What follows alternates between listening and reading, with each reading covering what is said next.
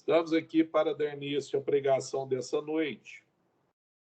O tema dela vai ser: Jesus te dirá, vinde benditos de meu Pai. De novo, Jesus te dirá, vinde benditos do meu Pai. Hoje, dia 19 de dezembro, avizinhando Natal e Ano Novo, estamos aqui, eu, o pregador Sérgio Bueno, a irmã Thelma Dori, de São Paulo, o irmão Coronel Alexandre, também de Goiânia. E todos que nos ouvem e assistem pelo canal Skype ou via YouTube, que sintam à vontade para desfrutar da palavra de Deus, uma pregação cristocêntrica. Amém?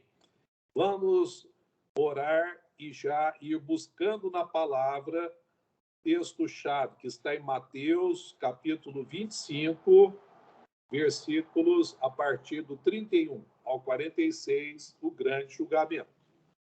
Senhor, traga agora luz do Espírito Santo, derrama amor e luz sobre a minha vida, para que nós possamos falar como homem espiritual e não carnal, como homem interior, não homem periférico exterior, mas saibamos curvar ante a tua glória, perante a tua majestade, para fluir como canal de bênção a tua palavra. A ti todo louvor, toda glória, pelos séculos dos séculos. Amém. Irmãos, essa passagem é muito importante, porque ela é decisiva na vida do ser humano, quer seja cristão, quer não seja cristão. Vamos a ela. Diz a palavra de Deus em Mateus, capítulo 25, a partir do 31, o grande julgamento. Quando vier o Filho do Homem na sua majestade e todos os anjos com ele, então se assentará no trono da sua glória. E todas as nações serão reunidas em sua presença, e ele separará uns dos outros, como o pastor separa dos cabritos as ovelhas. E porá as ovelhas à sua direita, mas os cabritos à esquerda. Então dirá o rei aos que estiverem à sua direita: vinde, benditos de meu Pai, entrai na posse do reino que vos está preparado desde a fundação do mundo. Porque tive fome e me deste de comer, tive sede e me destes de beber, era forasteiro e me hospedastes, estava nu e me vestistes, enfermo e me visitastes, preso e fostes ver-me. Então perguntarão os justos: Senhor, quando foi que te vimos com fome e te demos de comer? Ou com sede e te demos de beber? E quando te vimos forasteiro e te hospedamos? Ou nu e te vestimos? E quando te vimos enfermo ou preso e te fomos visitar? O rei, respondendo, lhes dirá: em verdade vos afirmo que sempre que o fizestes a um destes meus pequeninos irmãos, a mim o fizestes. Então o rei dirá também aos que estiverem à sua esquerda: apartai-vos de mim, malditos, para o fogo eterno, preparado para o diabo e seus anjos. Porque tive fome e não me deste de comer, tive sede e não me deste de beber, sendo forasteiro, não me hospedastes, estando nu, não me vestistes, achando-me enfermo e preso, não fostes ver-me. E eles lhe perguntarão: Senhor, quando foi que te vimos com fome, com sede, forasteiro, nu, enfermo ou preso, e não te assistimos? Então lhes responderá: em verdade vos digo que, sempre que o deixasse de fazer a um destes mais pequeninos, a mim o deixastes de fazer. Irão estes para o castigo eterno, porém, os justos para a vida eterna. Irmãos, há uma passagem que causa grandes impactos. Para os ímpios, para aqueles que não creem em Jesus como Senhor e Salvador da sua vida, causa espanto, causa desconforto, causa mesmo tristeza, porque não compreenderam ainda a verdade. Mas nessa noite, você que nos assiste pode mudar a sua vida e pode compreender, não pelo pregador que vos fala, mas pela palavra, pelo poder do Espírito Santo derramado na palavra de Deus, que é infalível e inerrante, esse entendimento decisivo, porque nenhum ser humano que passou pela terra, exceto Jesus, não deixará de passar pelo grande julgamento, quer justos, quer ímpios. E está claro aqui que para o justo, aquele que é justificado por Jesus, não pela justiça própria, compreende? Esses sim terão alegria ao ver essa passagem. Nós estamos aqui hoje não para julgar ninguém, porque temos um reto juiz. Somente ele é que poderá fazer esse julgamento e veremos o porquê logo mais. É muito interessante nós entendermos esse primeiro versículo dessa passagem do grande julgamento, quando diz: quando vier o Filho do Homem, quem é ele? Jesus Cristo. Mas ele vem como um menino, um bebê na manjedoura? Não! Ele virá agora como Rei da Glória. A melhor descrição está quando o salmista diz de forma maravilhosamente poética: levantai, ó portas, as vossas cabeças, levantai, ó portais eternos, para que entre o Rei da Glória. Quem é o Rei da Glória? O Rei forte e poderoso, o Rei poderoso nas batalhas. Levantai, ó portas, as suas cabeças, levantai, ó portais eternos, para que entre o Rei da Glória. Quem é o Rei da Glória?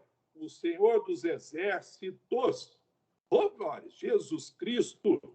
Pai, derrama o poder do Espírito Santo para que abra nossa compreensão e entendimento, para entendermos que esse Rei da Glória virá agora em majestade, como foi lido há pouco no curso desse culto dessa noite da Igreja Cristã Evangélica Esquina da Fé, muito bem, pelo irmão Coronel Alexandre Alencar, no versículo 6.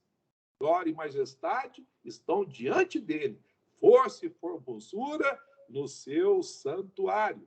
De novo, glória e majestade estão diante de Jesus Cristo, força e formosura no seu santuário.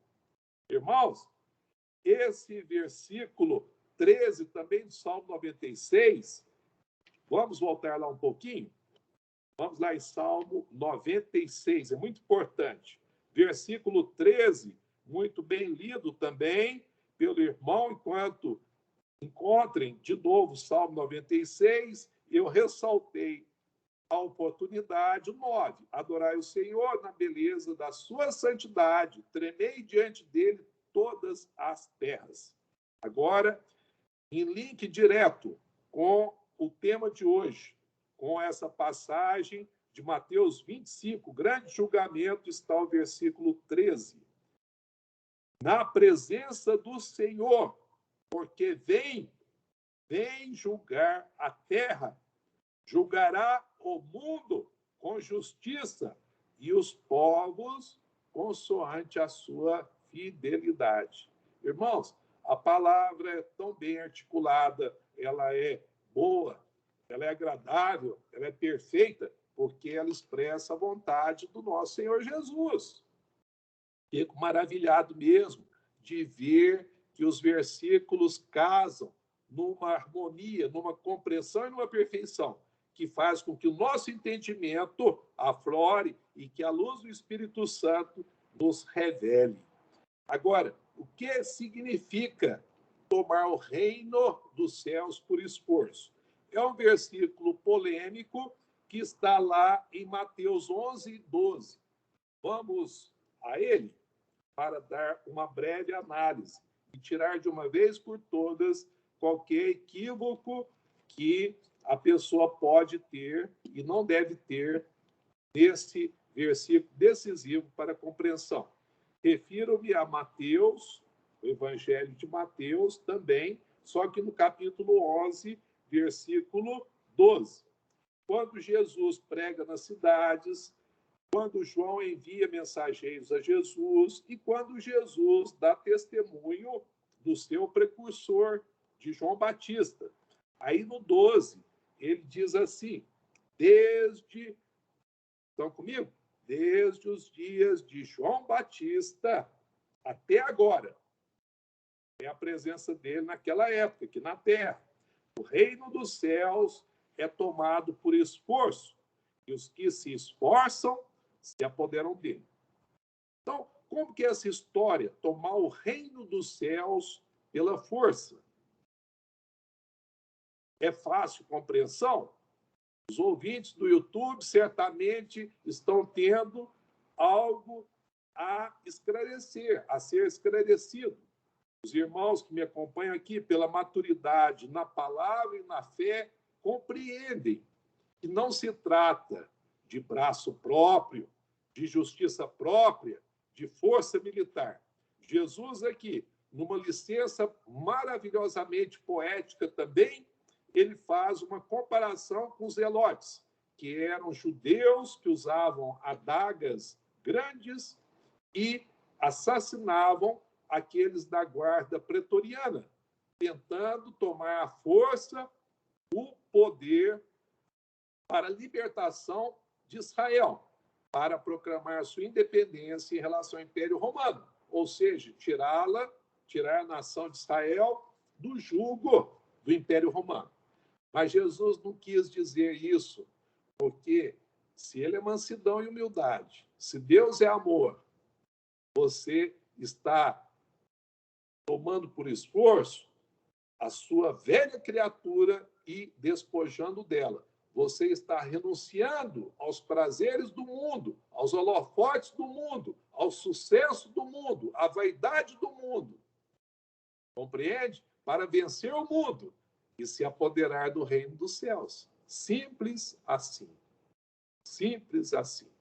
Lembra, né, irmã Thelma, do Hora de São Paulo? João 16, 33. Quando Jesus disse dos seus lábios, essas coisas os tenho dito para que tenhais paz em mim.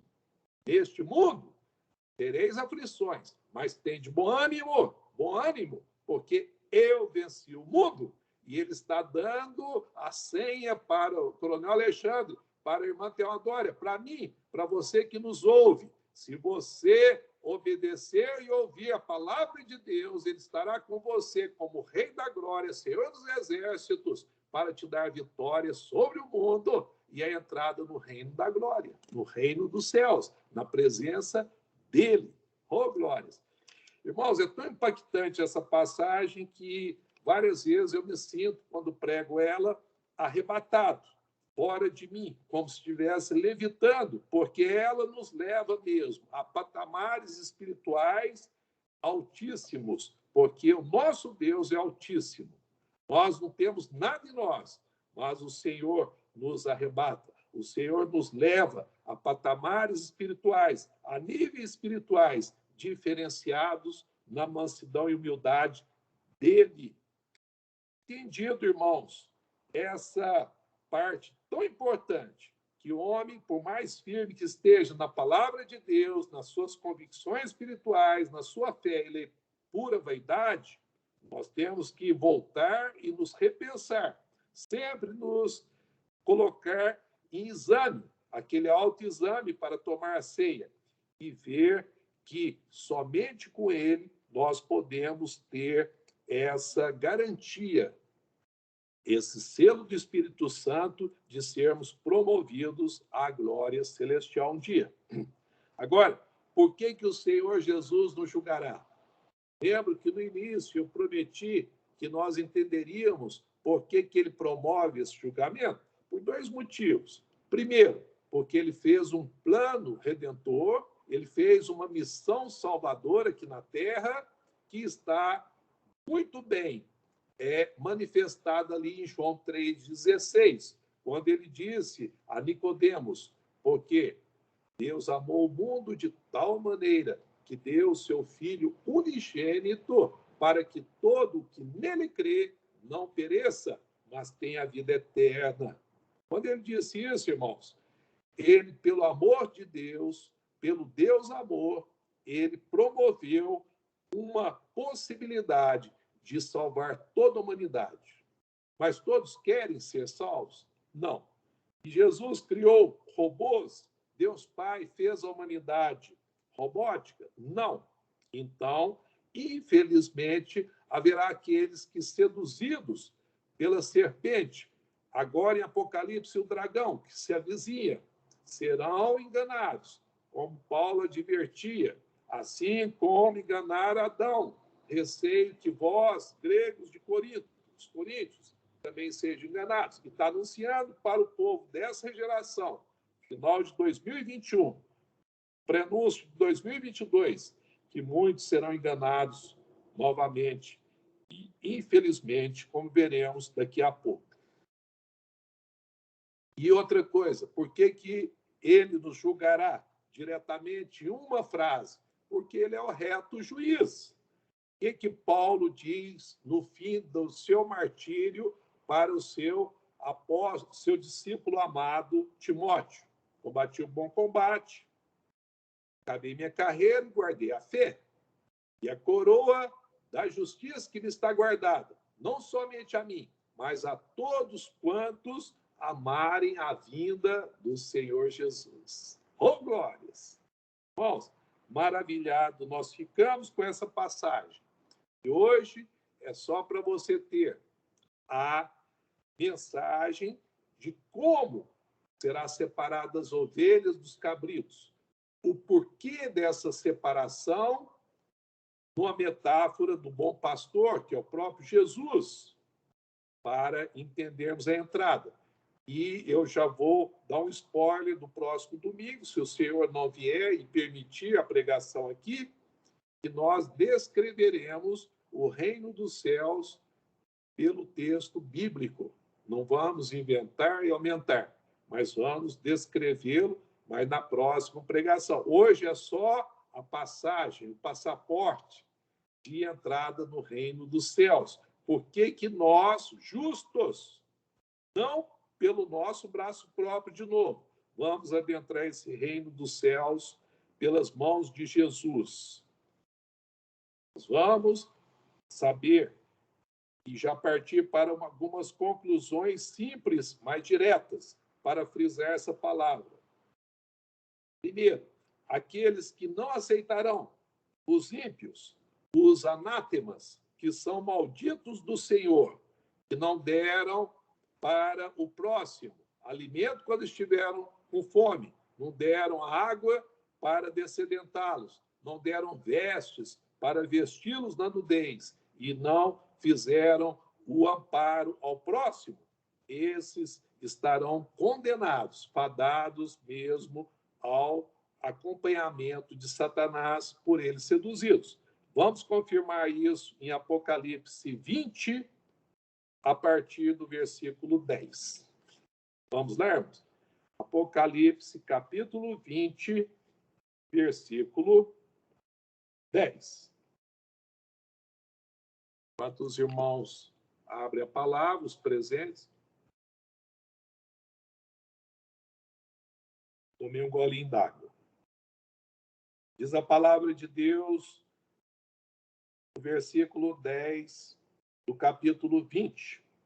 O diabo, o sedutor deles, foi lançado para dentro do lago de fogo e enxofre, onde já se encontram não só a besta, como também o falso profeta, e serão atormentados de dia e de noite, pelos séculos dos séculos.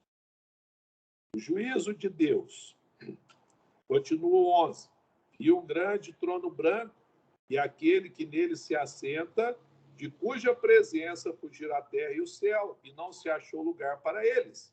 E também os mortos, os grandes e os pequenos, postos em pé diante do trono. Então se abriram livros, ainda outro livro, o livro da vida foi aberto, e os mortos foram julgados segundo as suas obras, conforme que se achava escrito nos livros. Deu o mar os mortos que nele estavam, a morte e o além entregaram os mortos que neles havia, e foram julgados, um por um, segundo as suas obras.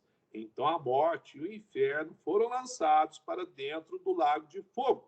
Esta é a segunda morte, o lago de fogo.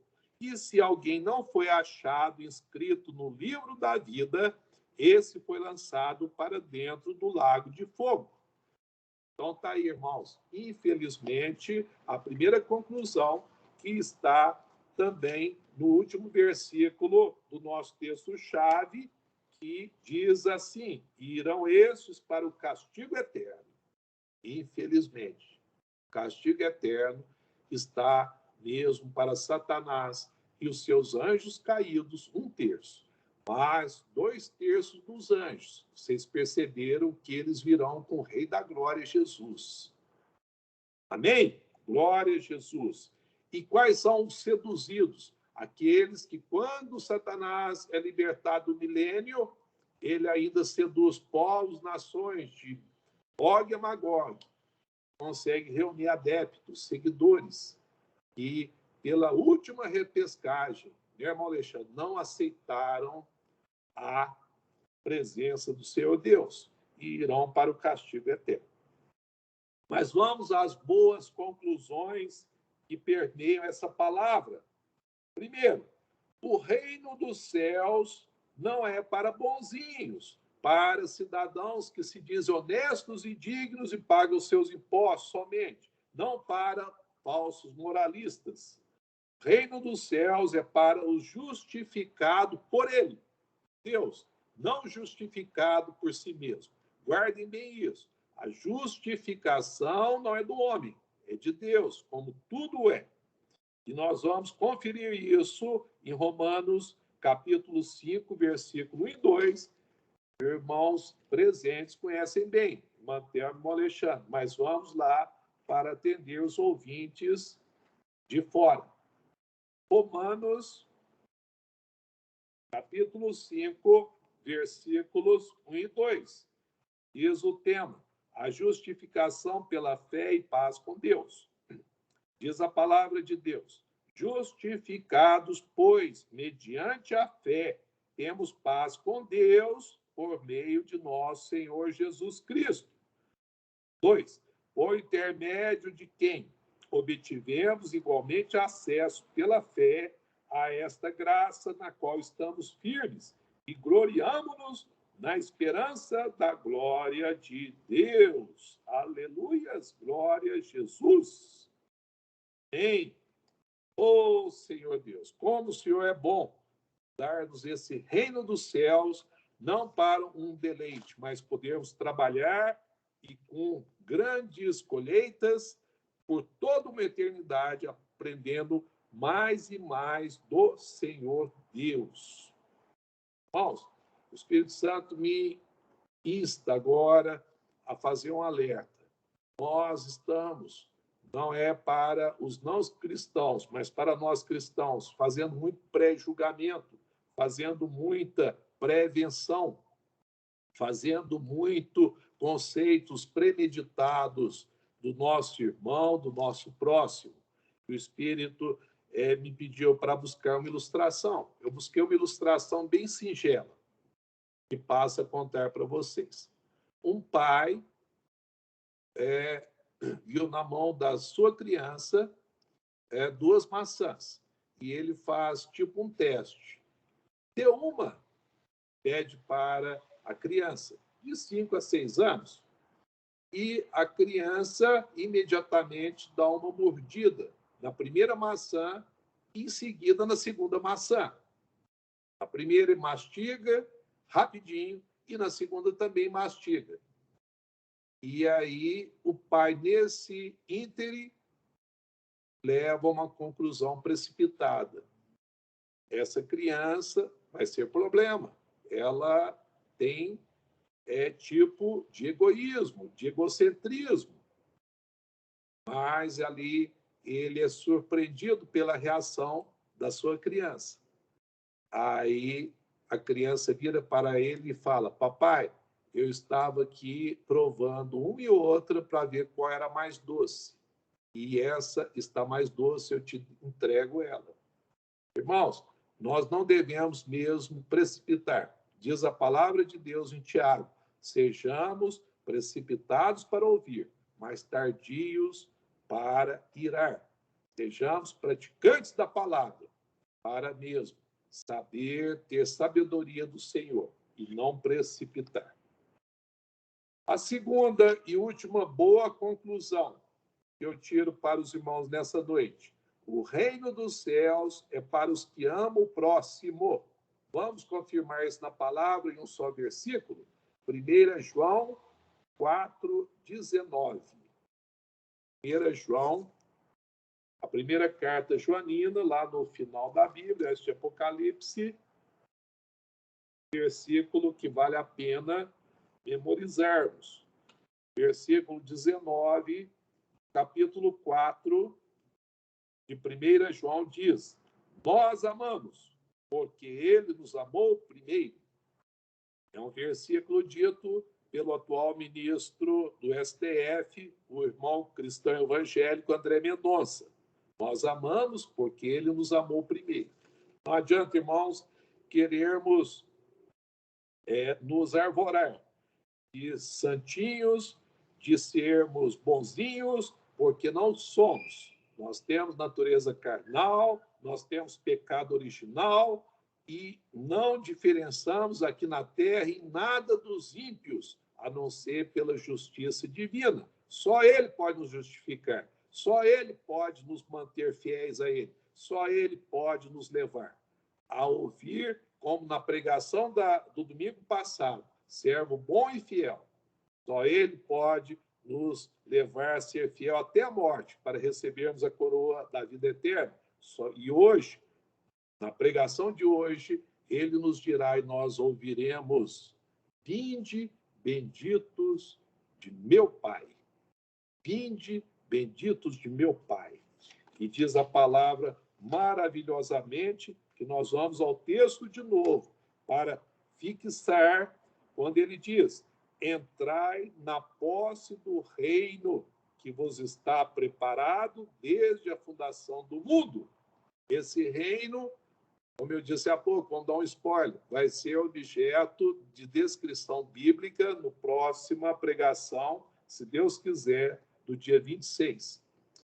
Obrigado a todos. Vamos orar e encerrar essa pregação.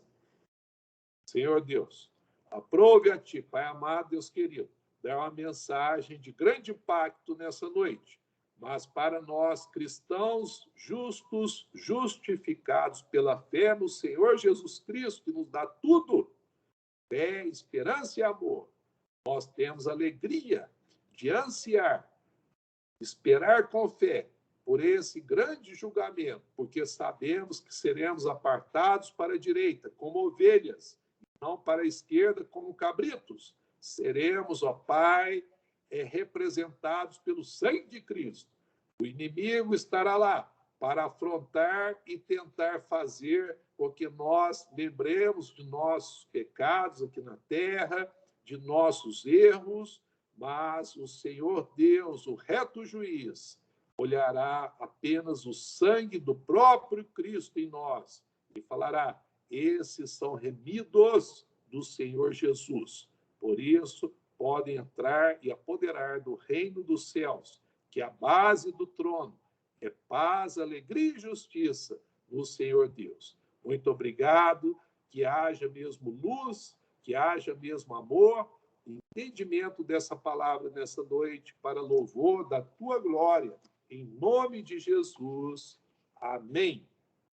Obrigado a todos. Vou parar a gravação para finalizar.